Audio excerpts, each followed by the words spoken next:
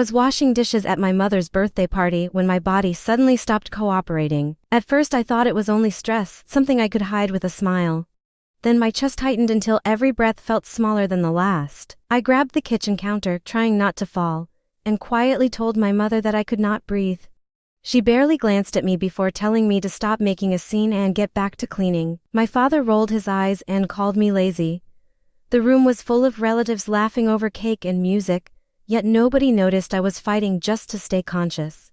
In that moment I realized the people who were supposed to protect me had already decided my suffering was nothing more than another performance. My name is Brooke Carter, and growing up in my family meant learning that my feelings always came last.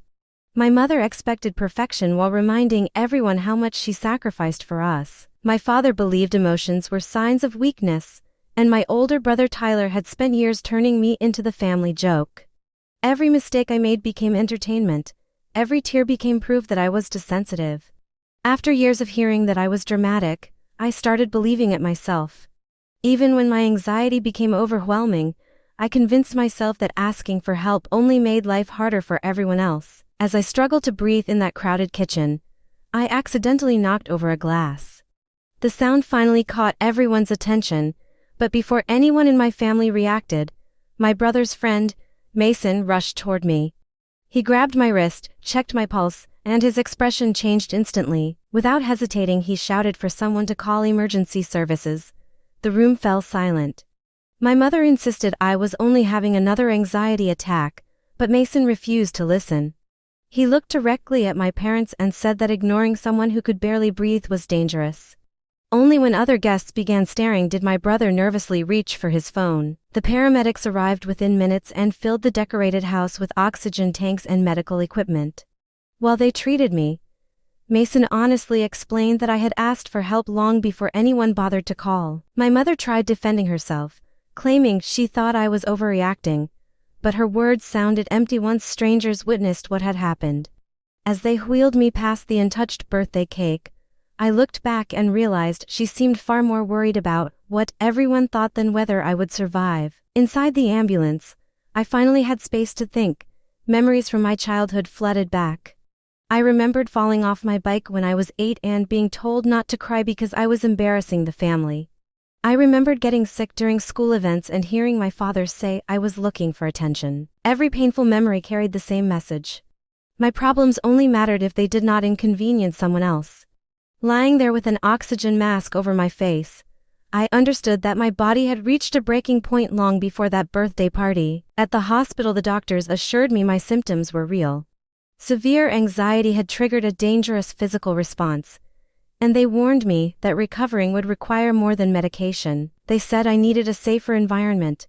Those words stayed with me because I knew exactly where I felt least safe.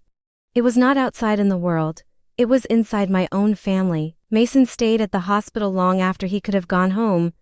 He never pressured me to explain anything. His quiet support felt completely different from the conditional affection I had grown up with.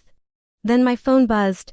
My mother's message simply asked if I had calmed down yet because guests were still at the house. She never asked whether I was alive or scared. Reading those words hurt more than the panic attack itself. For the first time, I stopped wondering how I could earn my family's love and started asking why I had spent my entire life chasing something they never intended to give. Later that evening, my parents and brother arrived at the hospital. My mother acted heartbroken, but everything she said focused on how embarrassing the situation had been for her birthday party.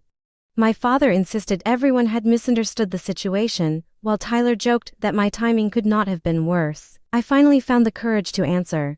I told them I had begged for help while they ordered me back into the kitchen. The room became painfully quiet. They tried making excuses, but every word only proved they cared more about protecting themselves than understanding me. A nurse gently asked whether I felt safe continuing the visit. Nobody had ever asked me that question before.